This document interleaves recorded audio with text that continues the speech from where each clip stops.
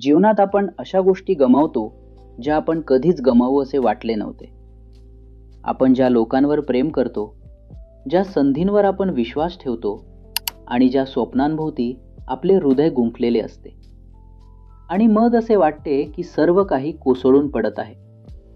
पण नीट ऐका, तुमच्याकडून काहीही योगायोगाने घेतले जात नाही. जेव्हा अल्लाह तुमच्याकडून काही काढून घेतो, ते तुम्हाला तोडण्यासाठी कधीच नसते. ते तुम्हाला योग्य दिशेला वळठवण्यासाठी असते. तुमच्या श्रद्धेची परीक्षा घेण्यासाठी, तुमच्या हृदयाला तात्पुरत्या गोष्टींपासून परत ओढण्यासाठी. आणि ही ती सत्यता आहे जी तुम्हाला एक दिवस नक्की समजेल. जे काढून घेतले गेले ते कधीच तुमचे अंतिम आशीर्वाद नव्हते. कारण अल्लाह कधीही काही घेतल्याशिवाय त्याच्या बदल्यात त्याहून चांगले काही देत नाही. तुम्हाला ते अजून दिसत नसले तरी जे येणार आहे ते गेलेल्या गोष्टींपेक्षा अधिक श्रेष्ठ आहे.